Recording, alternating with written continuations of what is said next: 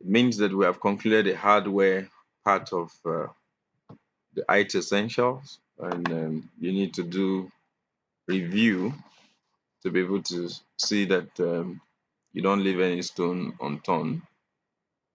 Um, what are we going to cover here? The objective of this chapter is to explain components and types of computer networks, describe the types of networks, describe internet connection types, explain networking protocols, standards, and services, explain the purpose and characteristics of transport layer protocols, explain the significance of application port numbers, explain wireless protocols, explain network services, look at network devices, and then should be able to look at the purpose of devices on the network. Uh, Also explain the basic network devices, explain security devices, network cables, explain the characteristics of network cables.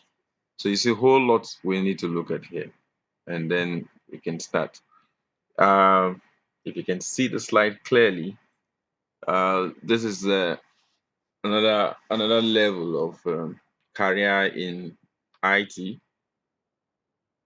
Those of you who want to continue with networking, and then you want to do your CCNA 1, 2, 3, 4 instructor class, I think this is an opportunity for you to sit up, because chapter 5, 6 actually gives you a rundown of the basis, and you'll be seeing more of these in CCNA 1, 2, 3, and 4, and it's been subsequent classes like CCNP, routing, and all of that. So I would advise that you take this course seriously if you really want to advance your career in Cisco. Okay, network component and types. If you look at my slide very well, you'll see types of networks, network icons. I did told us I'm going to demonstrate how you use the packet tracer. And remember, we needed that for the other tasks in the lab. And so it will be important that we get ourselves familiar with the icons. So if you look at what we have here, we have a switch. Look at the symbol of the switch, please. It's very important you get yourself acquainted with these symbols and icons. So this is a router, and this is the wireless router with two antennas. And then you can see the access point. You can see modem. Uh, you can see the desktop computer. You can see laptop, server, tablet, smartphone, printer, camera, IP phone, scanner. I think all these we're used to all these names, but then we have a simulator, which is a packet tracer, where all these devices actually have been deployed, and you can configure them just like real-time devices, and such that at the end of the training, you discover that even when you come face to face with the equipment, you've been having any challenges. And so the network media, the media we have here is LAN media, WAN media, wireless media, and network cloud. For your information, when we said media, we're looking at means of communication, channel for communication between two end devices. And so if your system, for instance, Victor, has his computer and wants to send me a mail, if Victor sends a mail from his computer, it has to go through a medium. And when it's plural, it's a media. So if it's going to go through a medium or go through media to get to me, the question is that those media are the channel. So without the media or the medium, there's no way that Victor can send me a message and I'll get the message. Same thing with Okoli, same thing with Chidi, the rest of you. If you're to send me your assignment or do submission, discover that you need some form of media. And so we're going to study each of them and see how they function. Here we're looking at types of networks. We have the PAN, the LAN, the VLAN, and the wireless LAN. The PAN is the personal area network. It's so interesting how technology is growing. Now you discover that for some folks at home, you have your Bluetooth printer, you have your keyboard, your iPhone, you have your wireless laptop. And once you do this setup, you connect them together, automatically you already have a network. I can imagine my wireless laptop communicating with my wireless printer. And then I have a smartphone, a wireless smartphone also communicating with my printer. I can print from my phone, print from my laptop. I can also send resources from my wireless phone to my laptop and share resources across my own devices at home. It means that I already have a network. So now individual, I begin to carry network from one point to the other. So that tells you that you don't need anybody to teach you what networking is again, because you're already a networker on your own. Now, the LAN, the local area network, a wired network consisting of a switch and a network devices in a limited geographical area. So when you have a network within a geographical area, it is referred to as LAN. Remember, it is wired.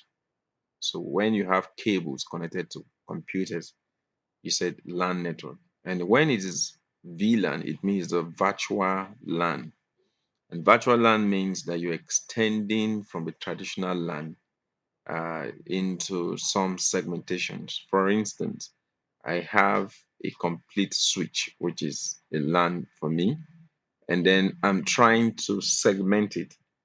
In other words, partitioned it into different stages, or do I say levels of stages. That it's actually what we refer to as virtual. It is virtual because from the whole LAN connection, you're actually doing what? You're actually splitting the connection into smaller division, and then trying to create independent network from one original network. Wireless LAN connect multiple wireless devices and uses an access point. Um, the wireless LAN is carved from LAN.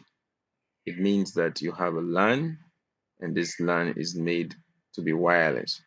So you have a wireless router, for instance, to propagate the LAN network. So if you look at the connection to your right, you begin to see all I have been saying here. You can see the wireless router. You can see the symbol showing you that it's wirelessly. These devices are wirelessly connected. Okay. Now, network topologies and description. We have what we call the wireless mesh. Please, when we said network topologies, we're trying to tell you the design, the architectures for network. It means that you're going to be seeing different network design, and each of these designs actually are made in such a way to actually meet a particular target. And so you might deploy this separately, or you might have a combination of some of them on the particular kind of network. So, but let's look at each of them. For the wireless mesh, it connects multiple wireless access points together to expand the wireless network. So when we say you have a mesh network, we're saying that you have multiple wireless access points together to what form a kind of a cloud. So you can have wireless router A connected to B, B connected to C, C to A in that order. So that every point in time you're sure that it is up and running. That is the essence of having a mesh wireless network. Then we have what we call the metropolitan area network, which is like a city network within a city. We have the WAN, which is wide area network, which actually encapsulates your public IP. We have the VPN, which is a virtual private network, a method of connecting to a network such as a company, network access, and unsecure network. Um, Virtual private network, it, in the real sense, it means that you have two independent private network that are directly connected. In other words, if you look at the diagram here, it's showing you something. You can see something that looks like a tunnel. I'm talking about the last diagram here to your right. It has something that looks like a tunnel. And you can see there are two routers. Look at the routers at the two opposite end. Now, each of these routers represent an organization. Let us zoom an organization A at the far end here uh, is in Lagos and has an headquarters in the US. And in Lagos, you want to talk to the headquarters. What do you do? If you do that, probably is you're looking for a secure channel. You're looking for a channel that is very secure and cheap. You're going to do this using the VPN. So what the VPN is like the VPN is one, you have this internet connection to your headquarters, but then you now want to have a secure channel. Then the secure channel has to do with the configuration which will be carried out on the two routers, such that you encrypt some security protocol at the both end, such that when you're sending a message from Lagos to the headquarters in the US, you're sure that there's no issue. Nobody can actually hack it in any way because it's a secure channel. And so we say here is a method of connecting to a network such as a company network across what unsecure network. So the unsecure network we're talking about is the internet. Remember, the internet is not secure. That is why one of the ways to get virus and get uh, attacked easily is going to the internet. You can imagine using a system without the virus of the internet and see the number of viruses you're going to allow to get into your system. So the brief history of connection technologies.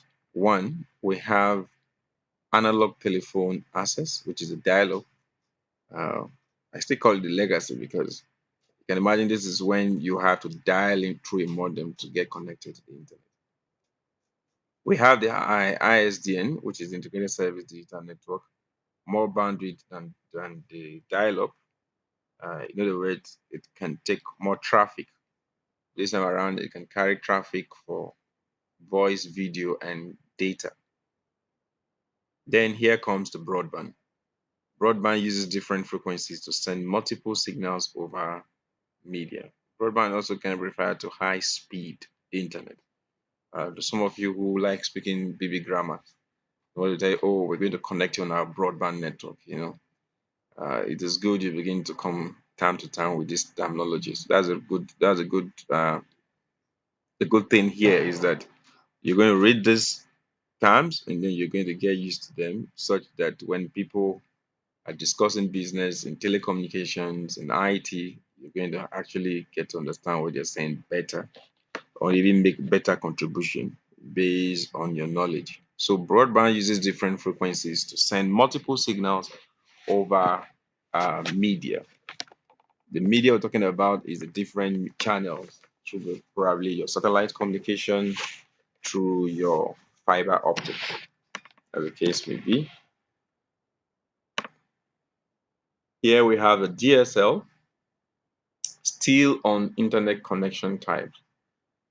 Internet connection types. Here you have the DSL, which is the data subscriber line. Uses phone line, voice, and data carried on different frequency. Requires a filter on the port that connects a phone. So you can see here, this is like a combination of using the phone, and then it requires different frequencies to actually transmit the signal. And then we have the cable.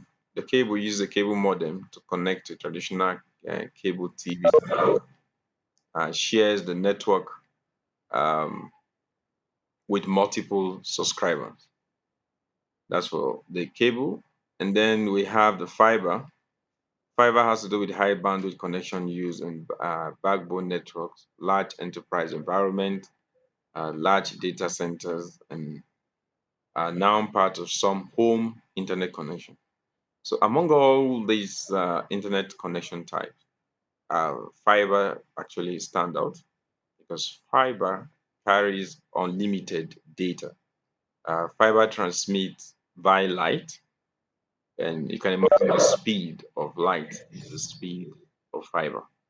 So if you somebody asks you which of this media uh, seems to transmit unlimited data with high speed, one that should come to your mind is fiber. The speed of light is about 3 times 10 to the power of 8, which is about 300,000 kilometer per second. So you can imagine just in a second, your data will have traveled about 300,000 kilometers. That is like off from Nigeria, cutting across West Africa. So you can imagine that speed within a split of a second. That is why in geography, it's been said that when the thunder strike, you see the light before you hear the sound. So that's tell you that after seeing the light is when the sound will now come. So some people will start running when they hear the sound. You can even laugh at them because already the thunder has already struck. The light has come and passed without no panic. But now they hear the sound, they are running. So it's actually funny. So that's speed. That's the speed of light. That's the speed in which data is being transmitted through the fiber optics. Line of sight of a wireless internet service. So we'll talk about line of sight when it comes to wireless internet service. We're talking about trying to look at the path of signal propagation. I must always get a line of sight to be sure that I'm actually transmitting my data without some kind of disruption. So always on technology that uses radio signals for connecting to the internet. So you always need the radio signals when you talk about line of sight, like VSAT, for instance. For VSAT, you need radios to actually do that. Clear path required, weather affects signal strength and performance. And so when you're going to mount this radio probably on the mast, for some folks that subscribe to MTN, probably in your organization, you discover that they'll tell you, oh, we can't use fiber for you, but we have mast, we're going to use radio. We're going to use high-end radios that can actually transmit at maybe 300 Mbps, So what we're saying here in essence is that you must make sure that there's a clear path so that there's no disruption, there's no refraction of that signal. And then, of course, weather affects signal strength and performance as well. So that's one of the challenges. And that is why it will be best when you have distance at a very high distance, maybe let's say like over 200 meters, we begin to advise that you use fiber optic cable. Use fiber optic cable, it will help you take care of losses. It will help you take care of the issue of weather, the issue of uh, poor uh, line of sight, and all of that.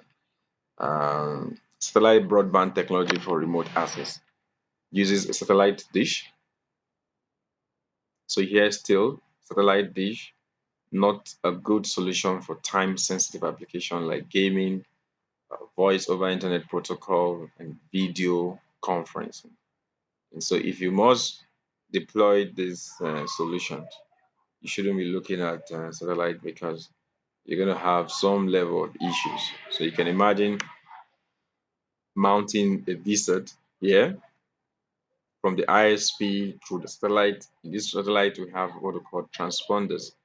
These transponders are actually tiny, tiny devices inside the satellite. And what does it do? It takes in signal from point A to point B.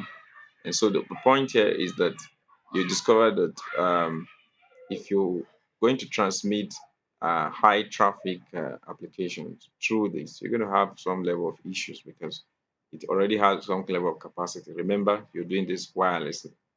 You're using the VSAT. Now, what is VSAT? Very small aperture terminal.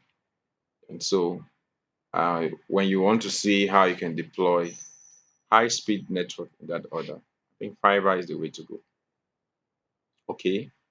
Cellular relies on cell towers to create a network used by cell phone and connectivity to the internet. And so this is another means of connection using cellular. But remember, you must always have some level of step down because what you have on the mast is about 5.0 gigahertz. So you need some modem to be able to scale it down to 2.4 gigahertz. Okay, so mobile hotspot and uh, tethering, cell phone option that allows another device to connect to the internet using Wi-Fi, Bluetooth, or USB. So for real, you create hotspot with your phone, and when you create hotspots with your phone, people can come and get connected. So it's another form of internet connection. So a mobile hotspot is when the cell phone allows Wi-Fi devices to connect and use the mobile data network. I think most of us are familiar with this. Um, Network protocol standard and services. We have protocol standards and services when we talk about network. Please, this is important. I need to say this before we go further. That when you talk about protocols, you'll be hearing protocol, protocol, protocol. In fact, welcome to the world of protocol. Protocol are a set of rules or tasks that are guiding the particular operation. Everything has to do with protocol. Even in the human world, remember, the networking world has come to take the place of the human world.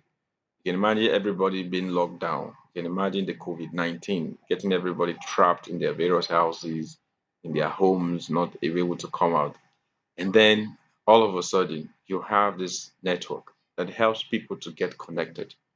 In other words, be able to communicate and share resources, share ideas, and make the world a global village. So the question is that what happens in the human world is being replicated in the network world. And what happens in the human world is that you and I need to understand one language. We need to get to speak it and get to hear it clearly, or else there's no communication.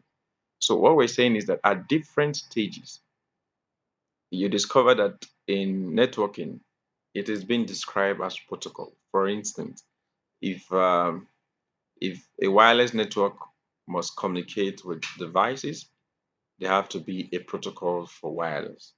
Even in the wireless, you still have sub protocols. You have protocols that are dependent on each other. So for every little task you come across, you discover that you need to find out what is the protocol for this particular operation. And once you begin to prepare your mind towards understanding the smaller forms of protocols, putting them together to get the big protocols, you realize that the whole essence of communication is already broken down into smaller forms or interleaved into smaller divisions, which have to be understood. If you skip one protocol and you jump to another protocol, you discover that you won't get it right. Just like, for instance, you go to the bank and they say there's a protocol for you collecting money. You need to queue up. If you queue up, you get a tag. From the tag, you say the customer care. From the customer care, you go up to meet the cashier and then you get your money. And then you just wait and then you see people on the queue and you jump the queue. But then you go in, they say, where's your tag? You say, no, you don't have a tag. They'll tell you you have broken the protocol. So queuing up is one protocol. Getting the tag is another protocol. Going to meet the front desk officer is another protocol. Because when you get to meet the front desk officer, there are questions he or she is going to ask you and be able to ask you to kind of guide you to meet the right person based on your request. So you discover here that when you skip any of the stages, automatically you might end up going back to repeat the process. So it's expected that you must understand what protocol. So you can see those are a set of rules, the set of rules that are guiding these operations. So here, networking protocol standards and services. So now you understand this concept. So we can go in and then begin to see the various protocols of networking. Also look at standards and then the services. Okay. So one here is the transport layer protocol. The transport layer protocol requires three things here. It's broken down into three forms, which is what we call the TCP and the UDP, and then the sequence number. What is TCP? TCP is Transmission Control Protocol. The UDP is a User Datagram Protocol, and then the sequence number. when you talked about the TCP, you're looking at how you send in your real text. In other words, when you send type a message through email and you send to a friend in any country, you're using the TCP means of communication. And that means actually carry out what we call end-to-end data integrity. It ensures that whatever you send from the source gets to the destination. And in other words, if there's some issues, it actually tries to do some level of repair, error detection, and correction. And so it operates what we call a three-way handshake. More of this is discussed in CCNA. And then the UDP is a user datagram protocol. It's connectionless, it's one directional, and then it does not have issue what we call windowing, does not do sequencing. What it just do is a directional way of sending. So when you watch video on the internet, or you watch you listen to you have a phone conversation on the internet, you're actually using the UDP, the user datagram protocol, because that is one of the protocols in which videos and voice have to be channeled through the internet. And that is the reason why when you're watching a video, there's something like a feedback, whether you have watched the video successfully on the internet or not, because it has to be one directional. And that is why when you call somebody using Skype, or you call somebody using um, Facebook dial protocol, you discover that at the end of the day, if the person does not hear you well on the internet, there's nothing like repetition. And so it's important here, that UDP is deployed because there are certain services of the internet that doesn't need to be repeated or need to be corrected for any reason. Being the sense that if it's being corrected, there'll be some uh, retransmission of the same information. For instance, I say, hello, are you there? Then maybe probably you only heard hello and you didn't hear, are you there? And all of a sudden it has to repeat itself, hello, are you there? Because it's trying to correct itself. I mean, if communication has to take place that way, I think humans generally will say they are not interested. They will prefer talking to themselves directly. So that's the reason why UDP has to be deployed in that direction. Now, the TCP/IP has a model. Remember, we're talking about the transport layer. It has a model. Why we're discussing the transport layer is that the transport layer is one of the basic layer in the OSI model. If you're hearing OSI for the first time, OSI means Open System Interconnect. This is what most vendors uses. In other words, the standard in the industry when they're producing networking equipment. And so, but we have the TCP/IP model. The TCP/IP model actually is the first model, and this was actually discovered during the World War II or so, by the Department of Defense, that's the U.S. military, and they needed to connect to their base station, and they came up with this fantastic protocol.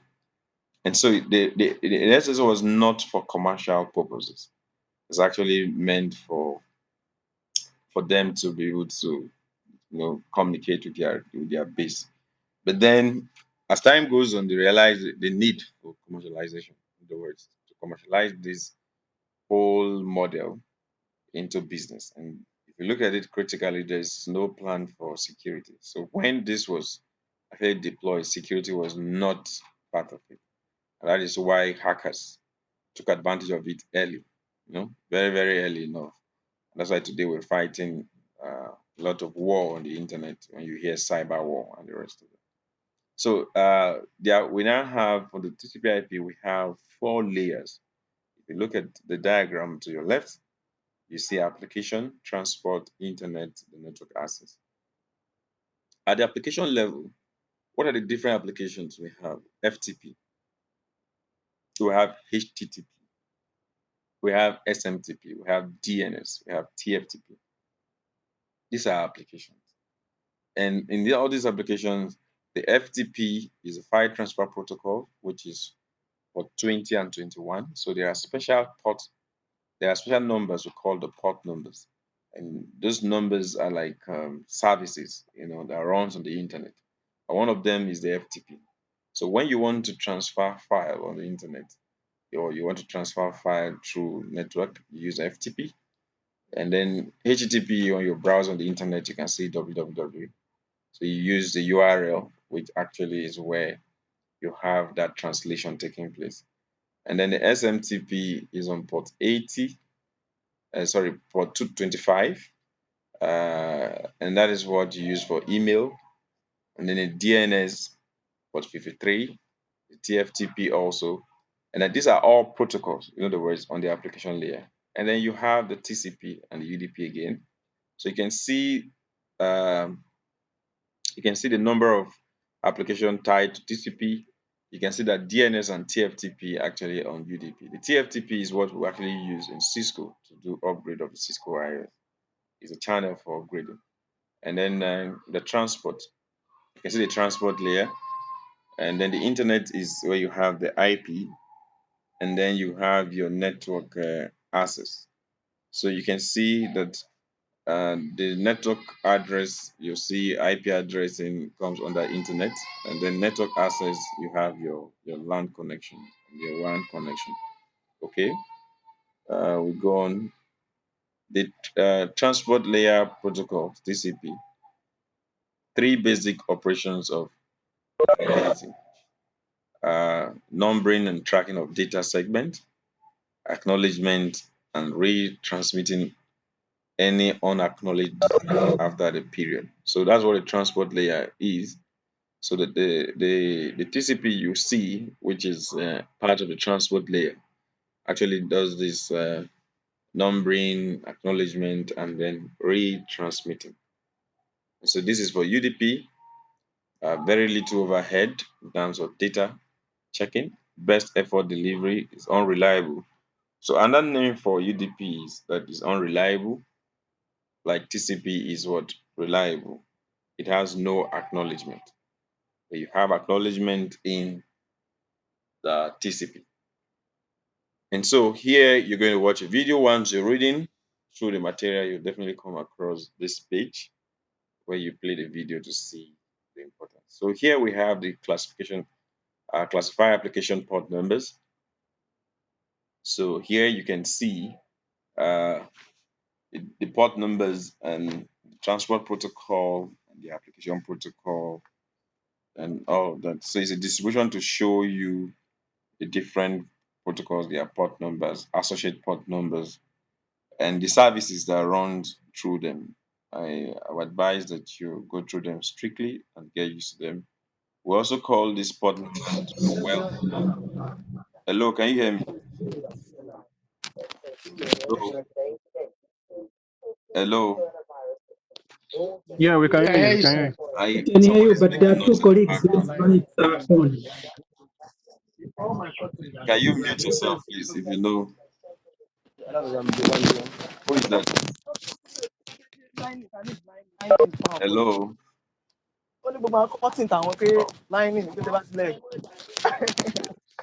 Who is doing this? Why not just mute every one of us? So when we want to talk, we just raise everyone the front. Some people will just come in and then begin to make noise, you know. And then this is when Us all so that you can do the lectures later. We can ask questions. Some people what they do and they do line and they do and with the chopper. I'm trying to Dinner mute is to purify your house. those who have not been muted. Let's see how. I think that was coming from Olufemi. Olufemi is the one disrupting our class. We're going to find him at the end of the day. Okay, let's go ahead.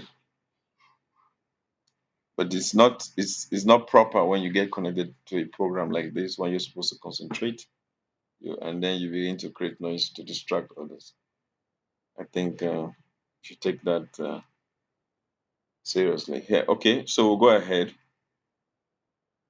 And so we were looking at the port number, and I said this port numbers are actually what we refer to as a well-known port numbers. So you need to memorize as many of them as possible, because as you continue to build your career in IT, you begin to use them. You even configure them. You can do what we call access list control, trying to decide what is permitted, what is going to be denied on your network. So there's a need for you to know the port numbers and what they do, so that when you're going to deny some of the access, you already know what you're trying to achieve. Uh, Now here we come, we're looking at the wireless protocol. Remember I said everything is protocol. So here is a protocol for wireless. Wireless has different protocols. We have, but then we have bodies that control the wireless, which is the IEEE. IEEE is the Institute of Electrical Electronic Engineering, and they came up with this protocol. And they said here that that means anything 802.11 belongs to the wireless protocol. You have the 802.11a, and what does this mean? Here is telling you that uh, it's telling you here that the maximum speed is 54 Mbps, and then the maximum indoor range is 115 feet, and then the frequency is 5 gigahertz. So that means wireless equipment that are being manufactured using the 11A has this speed. The 11B, 11 Mbps, and then the 11G, 54 Mbps. Then comes the 11N, which is 600 Mbps. And then here the 802.11ac, which is 1.3 gigabit per second, about 1300 Mbps. So if you look at it critically, it's quite that we have come a long way. I remember far back then, in the early 2000s, we were actually operating within a very short speed. In other words, the highest we were getting there was 11B, G, and all of that, so which was like 54 Mbps. But today, you can actually get as much speed as 600 to 1.3 gigabytes per second. That tells you the advancement in the wireless technology, because gradually wireless is trying to take the place of your wired network. So very soon, it's like you walk through cities, you walk through places, and all you see is just connect wirelessly. That is why you see most of the technology is trying to see how they can embed wireless and all of that. So let's see how that goes. Then still on wireless, we have the Bluetooth, we have the NFC, we have the RFID. The Bluetooth, what does the Bluetooth do? The Bluetooth use up to 7 devices to create a PAN. When we talk about PAN, remember we say it's the personal area network. So you can have like 7 devices connected. I'm going to ask this question. What is the actual number of devices you can connect wirelessly with your laptop using the Bluetooth? Does it mean it's unlimited? Does it have a particular number? I want you to answer that question and get back to me. And then we have the 802.15.1 still on the Bluetooth. We have 2.4 to 2.485 gigahertz radio frequency range for the Bluetooth. This is the frequency in which the Bluetooth operates. And then you have the RFID, which is radio frequency identification. This is passive or active tag. So we have two types. It's either passive or active. Most of these equipment have been uh, transported probably through DHL and all of that. Some people have RFID embedded in some of them for tracking and all of that, even for some security reasons too. So we have the near field communication. The devices must be close proximity to exchange or data used for payment, printing, and parking. Public parking. I think most of us are actually familiar with this as well. And then we have the Zigbee and the Z-Wave. The Zigbee requires a Zigbee coordinator to manage client devices connected in the wireless mesh network. In other words, to have some level of control over all the wireless network devices. Devices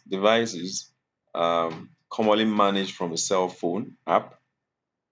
IEEE 802.15.4 standard.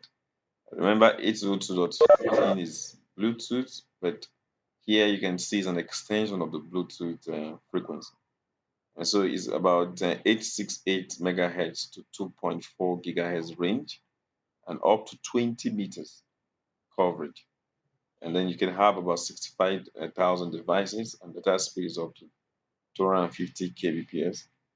And the Z Wave is proprietary standard but public version available. And this can have about 232 devices, can connect to a wireless mesh network with data speed. So what we're saying here is like you actually having this as a control, as a point. And when it is powered on, it can actually help you to connect to this number of devices, and then you're able to have some level of control. It's more or less like you creating a kind of a wireless control unit within a park lot, within probably some sensitive areas, and then be able to do some monitoring, which is quite important. So, cellular generations, we have, remember the controversy of the 5G. So, I think some of us will begin to acquire this knowledge and begin to understand things better. And back then, when people were complaining about 5G, so here you can see that we have the 1G. First generation was analog calls. Then far back then, it was purely analog calls. Just dial, and that was the generation of the 1G. And then 2G introduced digital voice. Because when we now started getting to 2G, we begin to look at voice conference calls, caller ID with speed less than 9.6 kbps. I still remember this period then when somebody will call you, oh, you use the caller ID to identify. It was so fantastic.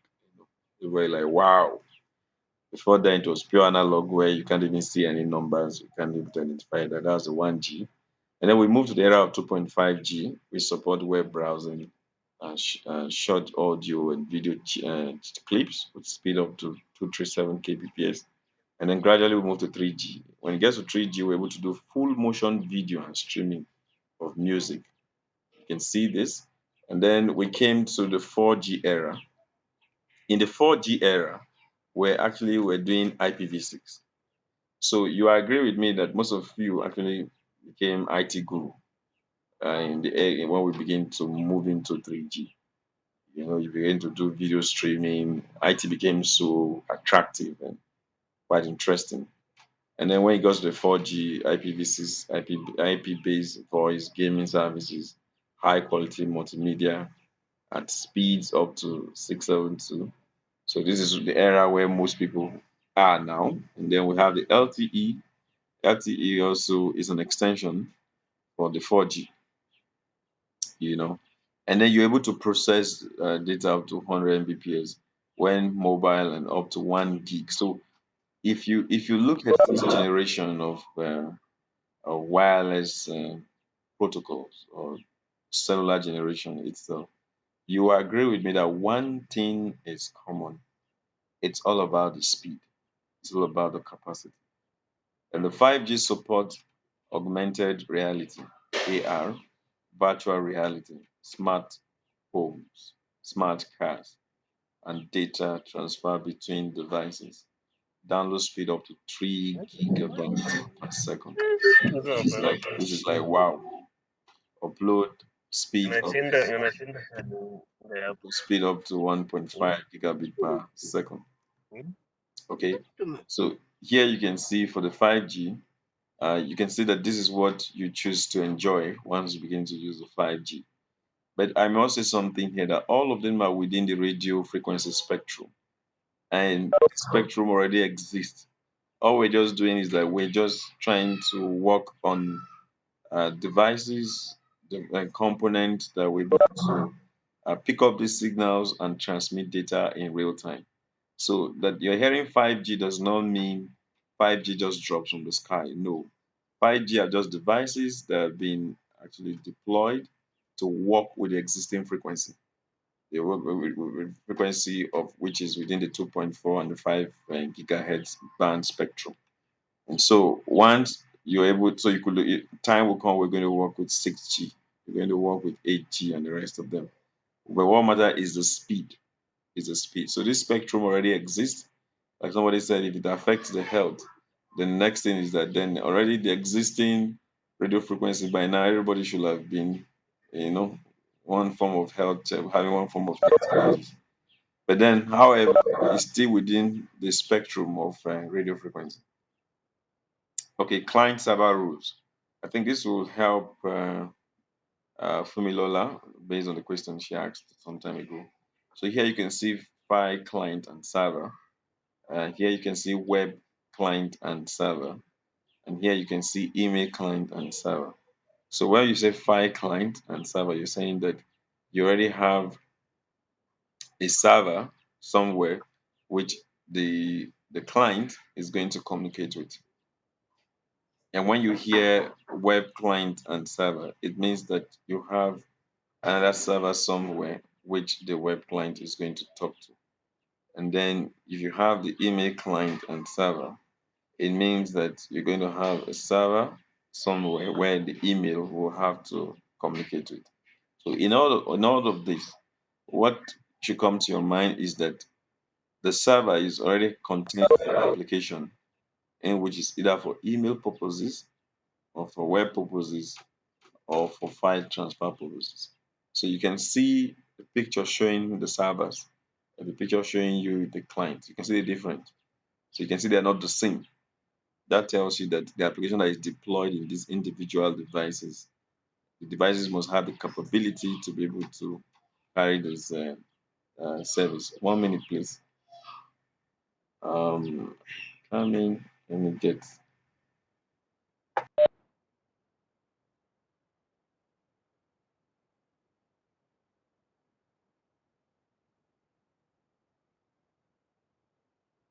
on, please.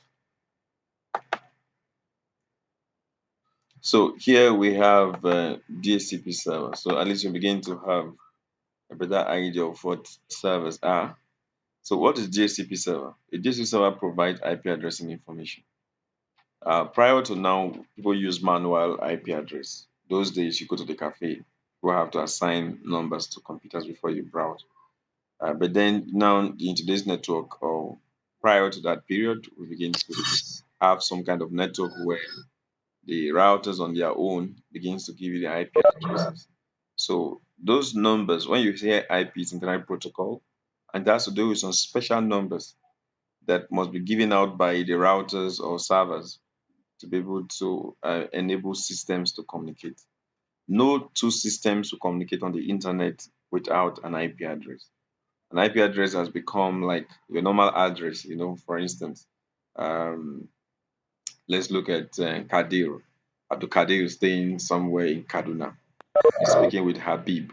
And if the two of them are going to communicate, they must have, and then are going to assess each other. They may be able to, they definitely have to ask themselves, okay, where's your address?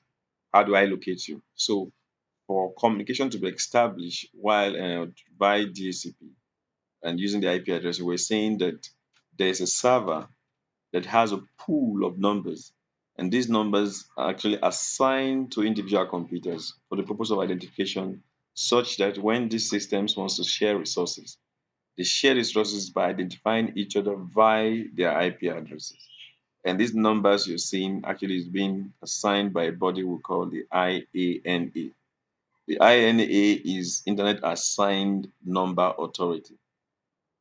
Internet Assigned Number Authority. So they came up with that plan to see how all systems all over the world, be it laptops, iPad, but some of you can even have up to 10 gadgets at home, and virtually all of them might be on the internet. So you're not going to assign those numbers manually. So the process of assigning those numbers automatically through any means of network is what we call the DHCP, which is the Dynamic Host Configuration Protocol. And here we have a DNS server. Translate domain names such as cisco.com to an IP address. For information, every server, every machine, like I said, have IP address, which actually represented in numbers. You can see here in this diagram, you can see www.cisco.com having an IP address of 198.133.219.25. For your information, what this server has is number, but we have a protocol that enables this number to be converted into words, into just normal text, and in other words, not normal in domain name. So the name now is, you can hear your, maybe your, if you belong to an institute, you could say you have a web address which is www.ministryofeducation.com. That www.ministryofeducation.com has an IP address, has a number, and that number is there, the number for identification. Even your facebook.com have a number. But what we're saying is that the DNS is a server, and the job of the DNS is to translate that number into a name, such that whenever the name is mentioned, that is what people can be familiar with. You can imagine somebody, if I say, okay, what is your website? You say my website is 213 dot. This. If you say that in the public, people get confused, in the real world, people don't want to get themselves bothered with so much numbers, So, and then you come to, when you tell them, oh, we are cisco.com, we facebook.com, yahoo.com, they can relate to that. So, there's a machine or a server that's responsible to help to change those form of IP address into that name, and that's what we call it the domain name. So, it is called domain name server, you know, and that's a function of the DNS. So, this is the machine, and then this is the network, and this is your client. So here www.cisco.com. So if you type 198.133.219.25, if you type this on the URL and press enter, it should bring you up the cisco.com portal for you to see. And I would like to invite some of you try that and see if that will actually give you the result. Okay. Even your organization network and domain name, you can find out from whoever is managing it and say, okay, what is the IP address of our domain name, and which is key, and that's what most hackers use this to hack. Once you know the IP address, it makes it more vulnerable. Okay, so here we have network services. We have printer server. A printer server cannot. A printer server can control multiple printers. So if you have a printer server, you're sure you can control multiple printers, provide client access to print resources, allow centralized printer job administration, provide feedback to network client. So that means you have a server, a printer server that helps you control and enable multiple systems to be connected, and then being assisted from one point, and provides feedback to network clients. So it's actually an interesting one. This is quite important in business domain where you have a lot of printers. File server. So this is a file server. Remember, I told us what the file server does. Is for you to transfer files from one point to the other. And usually you have the FTP, but we also have the secure shell, in this case, which is the SFTP, so that you can have your file server transferred in a secure form. Okay, so we have web server. So a web server provides web resources using this protocol. So that server that houses your organization network is called the web server. For instance, if I have a website that I design and I want to host it, I'll host it on the web server. So that web server might be somewhere even in Canada, might be somewhere in Australia. They will just host it for me, and I have to pay for the space. In other words, for the storage, pay for the security and all of that. So the HTTP here, a web server provides resources using this protocol, and using the HTTP protocol is the port 80. HTTPS is port 443. And the aim of this is the HTTPS is for security, is the secure part of HTTP. So if you're visiting any site that is not of HTTPS, just be rest assured that that site is not secure at all, because anything you type in that site is actually coming in a clear text. In other words, somebody at the back end will be able to receive and see your password immediately. Okay, so this is for mail server. This is what we call the proxy server. The proxy server is meant to act as proxy to the main server. if you agree with me that even the cache browser you have, that's why you have a browser we call the cache browser. If you browse through a particular site often, after a while, your cache browser keeps this link. So the next time you just type google.com, it just open even within a split of seconds. You know, that is because that content is already housed in your browser. So also we have a proxy server in most organizations. And what they do is that they begin to keep all those um, track of sites that are being visited by by workers in the organization, so that the next time they come on board to try to connect, it comes to the speed. So the CAC server is meant to act as what? It's also called what called a proxy server. So when it's either you call it CAC server or you call it the proxy server. Here we have the authentication still on network services, authorization and accounting, which we call the AAA. They allow access to a network device on the particular network. So it's a protocol on its own that gives you access to just the particular network through a remote means. So through that, it will authenticate, to give you some authorization, and then must have some accounting process. So we have a 6 logs, stored network messages sent by network devices. And then let's look at some basic network devices. So if you get all this clearly, just are just services, network services are run on the network. I'm going to try to see if we could do some of the lab using the packet tracer at the end of this chapter 5, 6, I think 7 or so, which actually come under the same topic. So at least we can demonstrate this practical using the packet tracer, which will help a number of us here, because we've been teaching now without demonstrating some of the practicals online. So we could do that using the packet tracer. So here we're looking at basic network devices. Uh, you can actually watch the video through when you're reading the curriculum, switches and routers. So we have, these are the two common devices you see. Even CCNA, when you hear CCNA, CCNA is routing and switching. So it's either you're using the router or you're using what? The switches. So these are like two basic common devices that exist on the network, which you need to understudy. And when it comes to the devices, there are interfaces on the devices that we need to understudy, and which is one, the Ethernet NIC. You can see the symbol of the Ethernet NIC. That's where you plug in your network cable. You can see your wireless NIC. That helps you to browse wirelessly.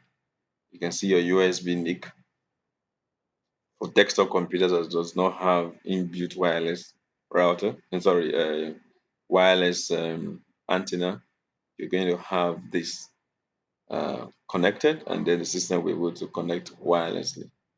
So here we have types of another network devices. We have repeaters. Repeaters are meant to like extenders, help you to repropagate or regenerate the signal so it can send further. We have hub. Hub receive data on one port and send to all other ports. Hub is a legacy network device. Hub does not interpret your signal. Hub just taking signals and, in the words, send it to all our corresponding ports. It's actually on layer one. We call them the layer one on the physical layer. So if you look at the OSI model, if you have a pen and paper, you can write it down. The layer one, we call it the physical layer. That is where you have your cables, wires. Then there's what we call the layer two. The layer two is the data link layer. That is where your switch is. Your switch is a device on layer two. Then we have what we call the network layer. Network layer is where you have your routers. So remember, we say routers on layer three, and it works with the help of the IP address. Layer four is the transport layer, like we rightly explained earlier, UDP TCP. And then layer five is section, which has to do with dialog control. In other words, opening different sections on your system. Some of you open Facebook, Google, Yahoo at the same time. When you open all these sites, you're actually using the section layer, and it does what we call dialog control. Keeps the two section, keep all the sections running for you at every point in time, trying to be sure that they are up and running. That's why if you minimize Facebook and you're on Google, somebody's still sending a message, it's still ongoing. So what keeps those sections going, the section layer. And then you have the presentation layer, which has to do with, which is layer, section layer is layer 5, presentation layer is layer 6. That is where your encoding and decoding takes place. Encoding of your data, into smaller forms, and then put them together, and it forms your application layer on layer 7. So the next time you hear layer 1, what should come to your mind is physical. When layer 2, you just know we're talking about data link layer. When we talk about layer 3, you know we're talking about the network layer.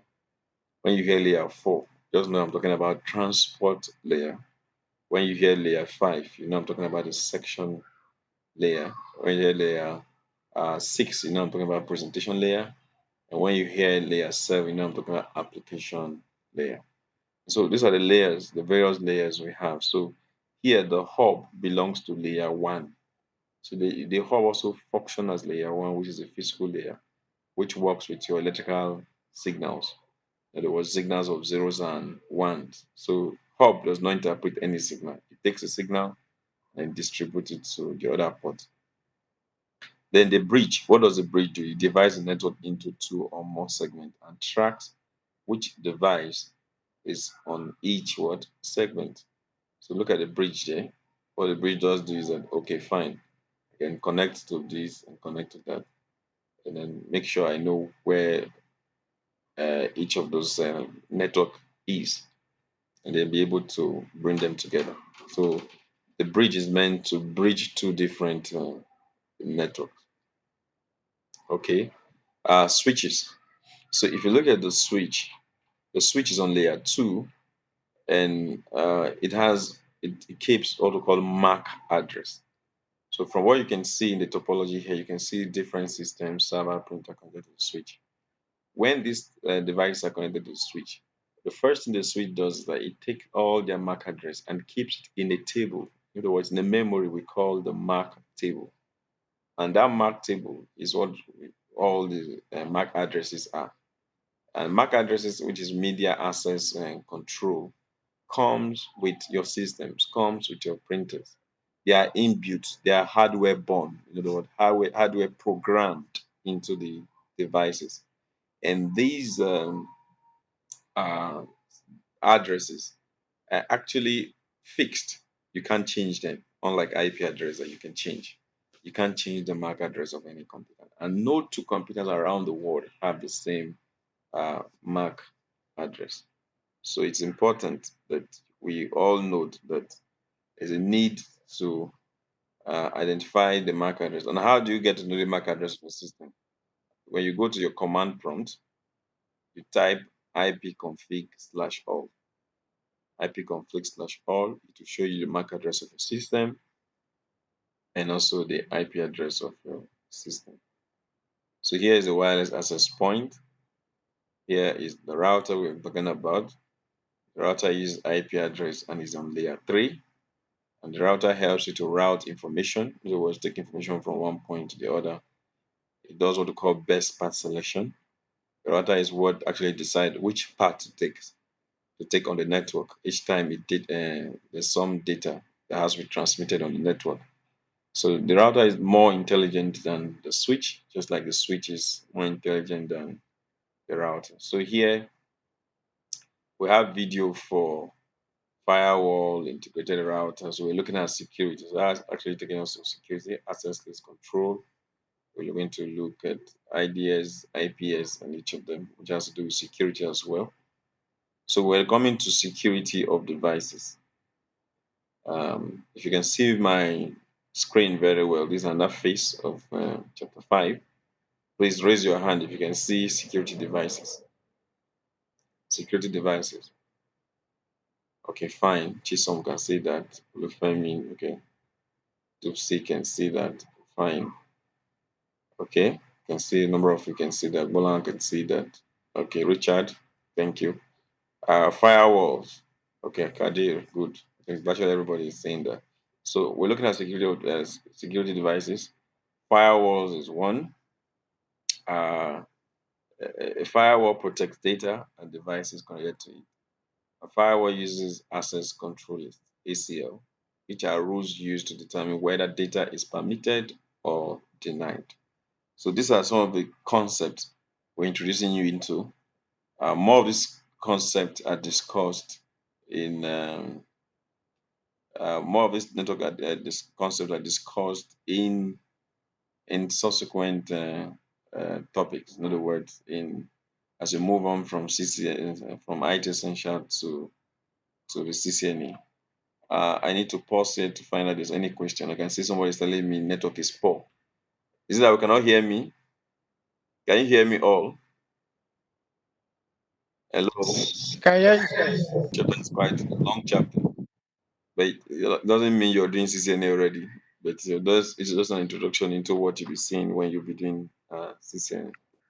So, hello? Okay. So let's go on. So here we're talking about security devices. We have what we call the intrusion detection system, which monitors traffic and is passive.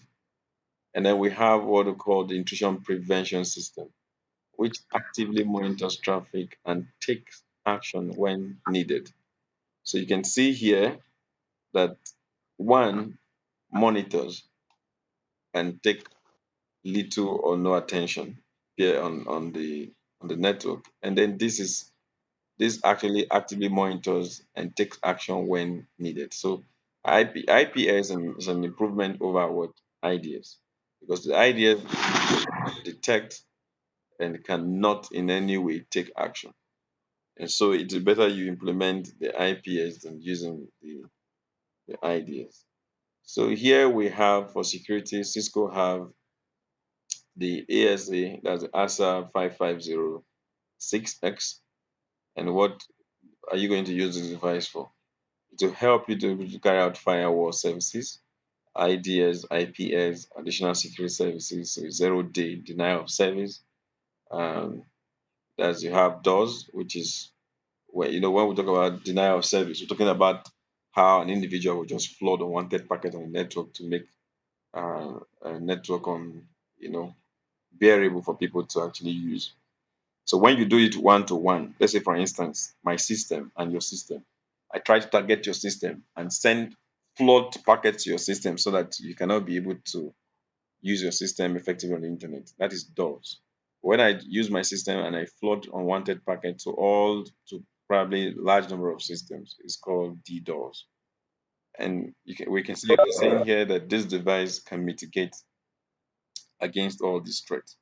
That tells you that you can do a whole lot of. So it's good you look at that to deploy when you're trying to secure a network. So you can actually recommend that any day, anytime. I'll be sure to do that for you. So we have legacy and embedded systems.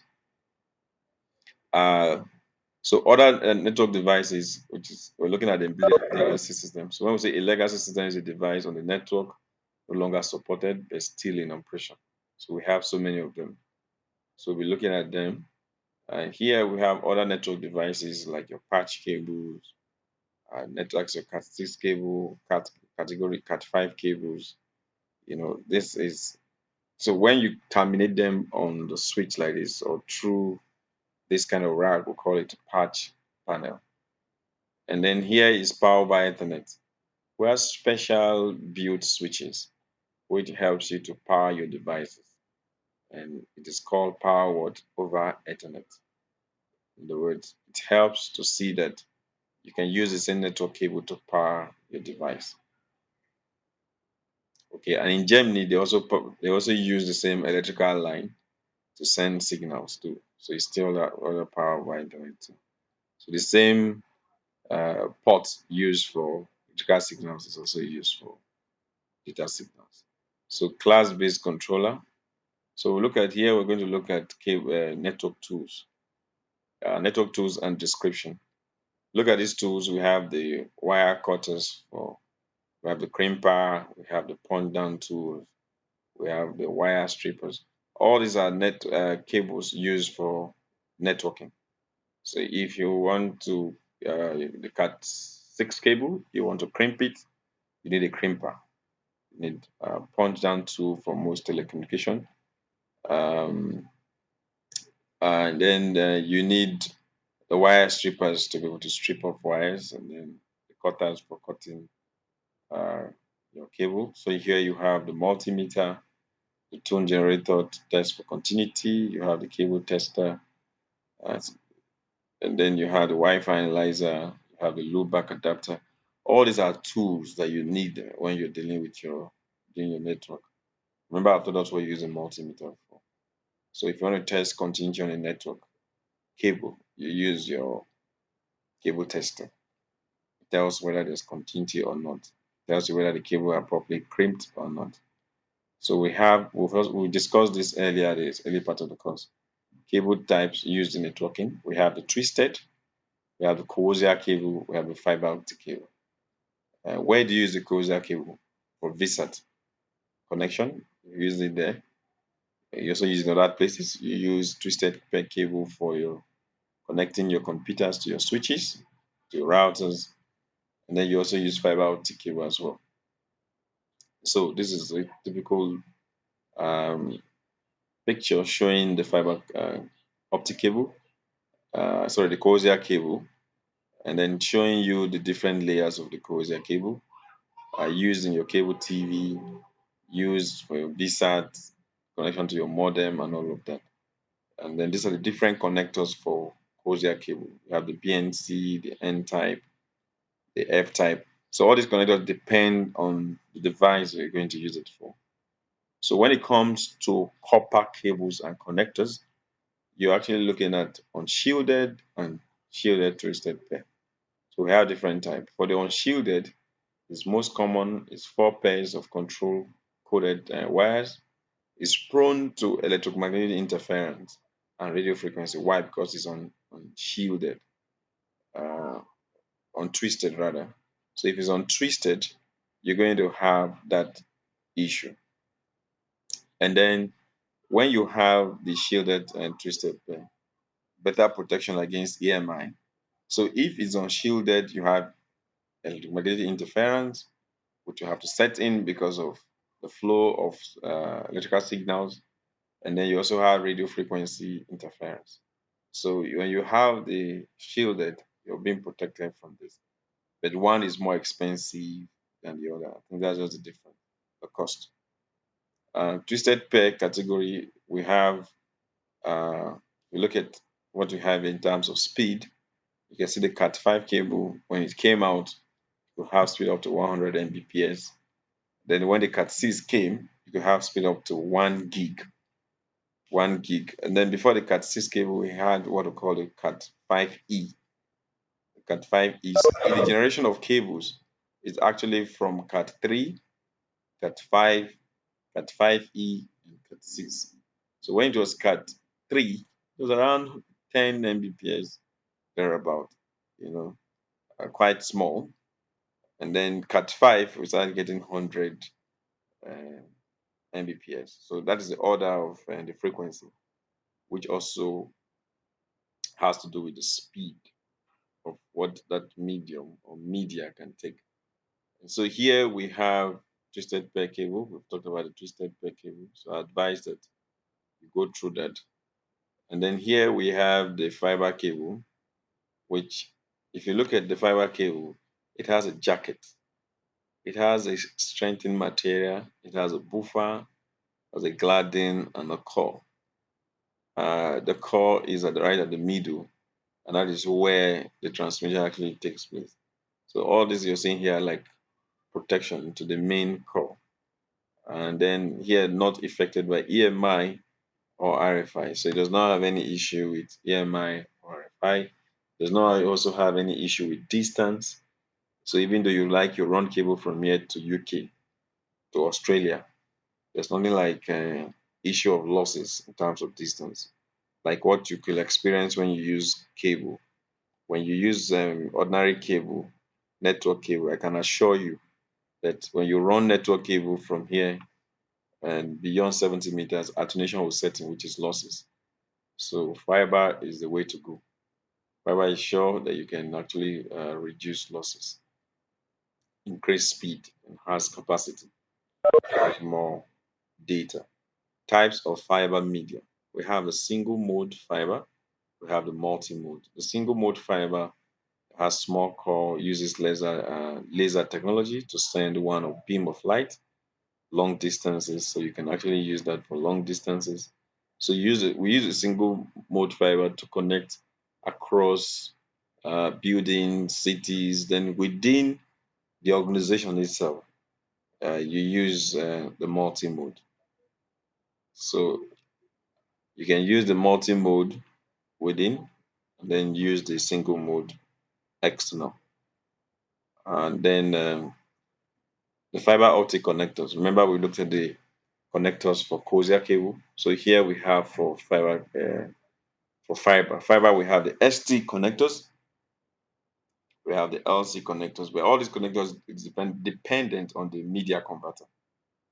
And also what happens is that you can have fiber to Ethernet. So we have media converter that helps you convert fiber to Ethernet. So that means at one point you have fiber, at another point you have Ethernet. Because most of you will ask this question: how do I connect fiber to my laptop? If there's no provision for that, you can use fiber to Ethernet. Okay, and that ends in chapter 5. And so I'll give you the opportunity to ask me questions. Thereafter, we move to the next chapter. Any question, please? Recap this for us. Any question? Are we there? Gentlemen and ladies, are we there? Yeah, we are. Yes, sir. We are here. Okay. We are here, sir. Uh, What I would like is that this patch panel patch cable of a thing has been giving me problem. The connection, the difference between, because when you enter network room, you see different cables like ordinary cat cable too, but someone they call it patch panel. So I want you to please expatiate on that. What's the difference between the all these the cables for all these Ethernet cable and the patch cables that you are explaining?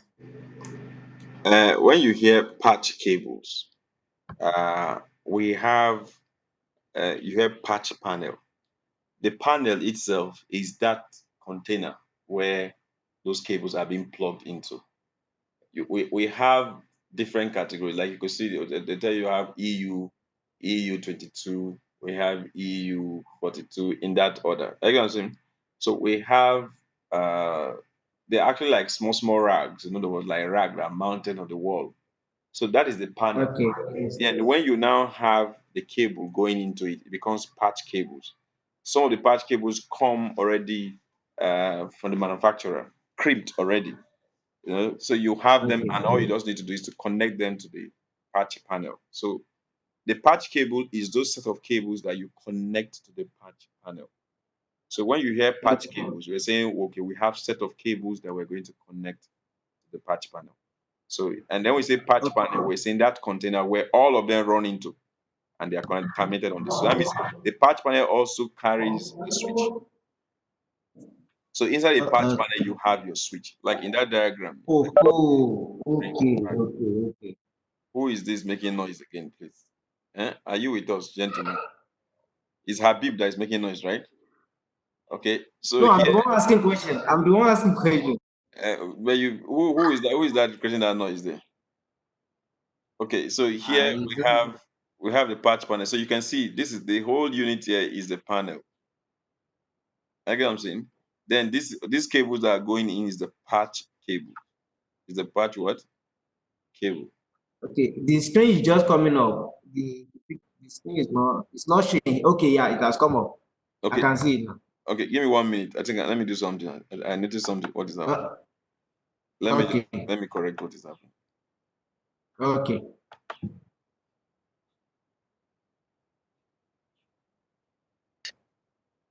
Okay. Okay. I understand what you're saying.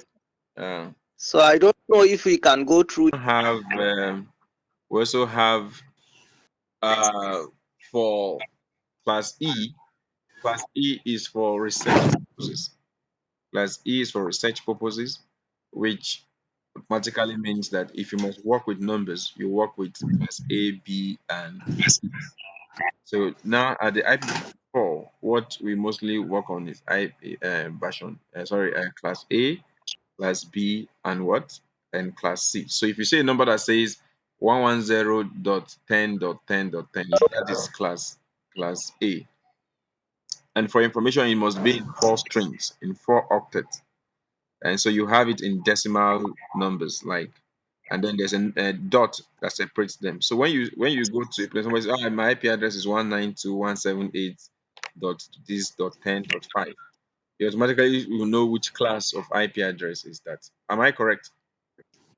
Like, I'm going to ask this group now. If I have an IP address that says 171.10.10.10, which class is that? Class A. Hello, 171. Class A. That's class C. Class C. 171.10.10.10 is what? Class A. Somebody It's says class A. B, class 171. B. That should be class B. Okay, okay.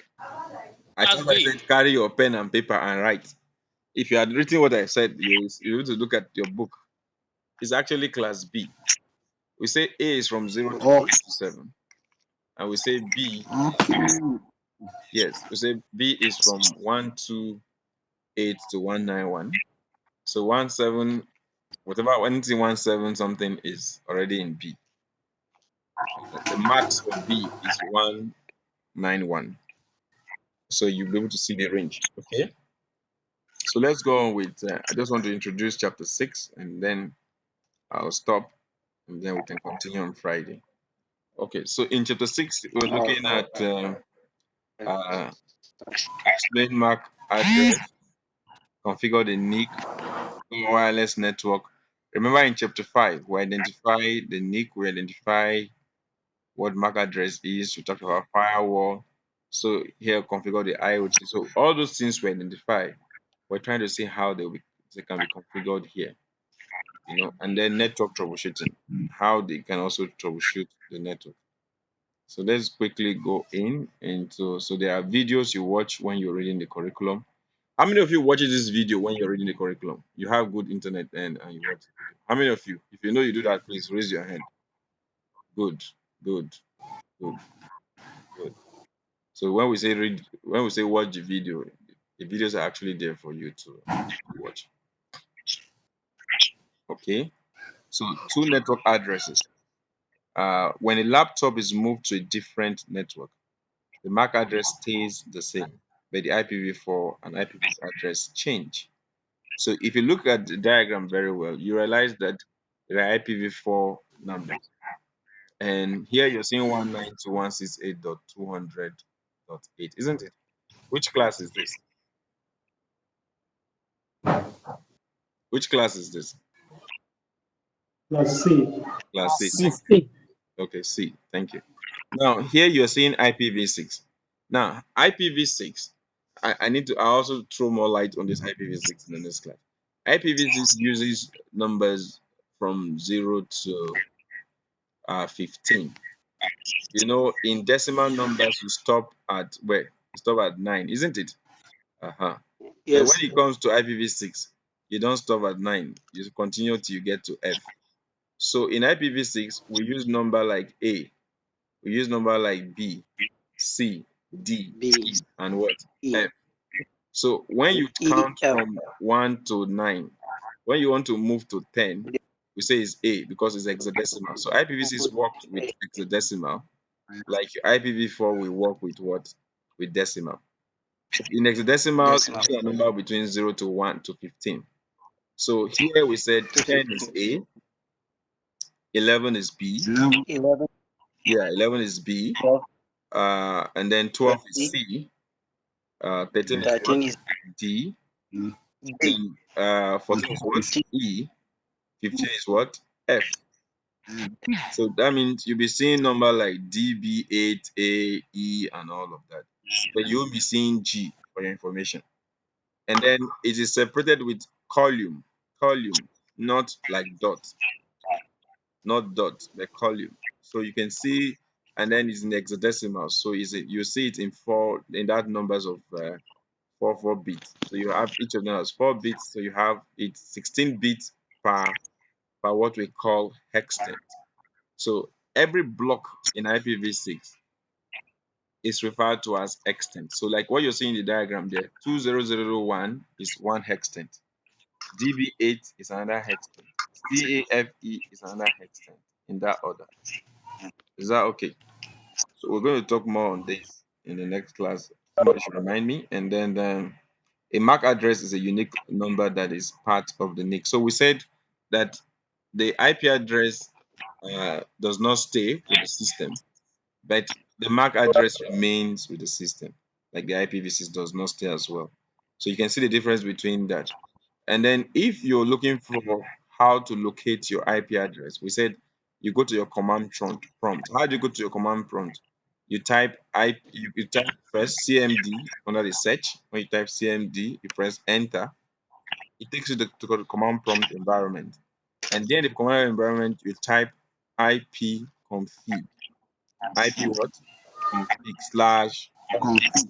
When you press enter, it gives you all the information as regard your IP address, your MAC address. So your physical address is your MAC address. And if you have wireless network, it will give you two physical addresses. One for the cable, the network cable, that's for your NIC. The other one for the wireless. So it will be best you always look out for this. So I advise everybody to write this command down. I'm going to ask you in the next class, and I believe somebody should be able to tell me what command you use to be able to uh, um, discover your physical address and your IP address as the case may be. So you should be able to remember this command. So IPv4 address format, two parts of an IP address, the network and the host. So we have all the ones bits is the network portion, and anywhere you have all the zeros bits, they are what in the host portion by default. Most So if you portion. look at what we have in this diagram, you will agree with me that 192.168.200.8, when you convert it to binary, it gives you this distribution. And because it's Mm. C, a class C has what we call the subnet max. Subnet max is what defines the network portion and the host portion.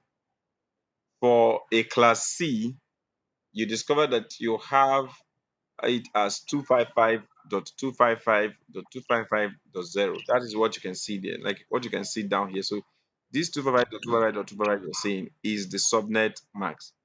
This 192.168.200.8 is the IP address. So the system must belong to a class, and that class must have a subnet mask. This subnet mask also, that's why there's no IP address without a subnet mask on the internet. Every IP address in the system goes with a subnet mask. The job of the subnet mask is to be able to define which part is the host and which part is what? The network. So when you convert everybody, I want you to do practice before we finish next by Friday. By Friday, you're going Okay, sir. to before Friday, I want you to go practice how to convert binary to decimal and decimal to binary, Thank how to you convert for this. to hexadecimal. I want you to go and practice that. Quite important because it will help you Okay, sir. to follow up with what I'm teaching you right now. And then if you also need to go and All right. watch YouTube on IP addressing, please go and watch the YouTube. Because after I finish this course, I will send you some questions that you're going to actually answer and send back to me. That will give you an intro level knowledge on IP addressing. And of course, for your information, when you get to CCNA 1, for those of you who want to finish your IT essential and then get into CCNA proper, you're still going to treat this topic again, all over again. So this is more or less like an intro. So if you don't get it well here, you also get it well over there. But then I want you to go and do a kind of background study. Go back again, your secondary school days, where you did Conversion. binary to decimal, decimal to binary. Some of you might have forgotten that, but now you have come back again. That's why you don't throw knowledge away. No knowledge is a waste. So you need to go do that practice and come back. It helps us a lot. So this is the first subject for class A, which is that. And then for IPv6, I told us something about the IPv6. IPv6 is in extent. I'm going to stop here actually because I know this is going to come heavy on us. So I'll give you the opportunity to go do practice on IPv4 and IPv6 before you come.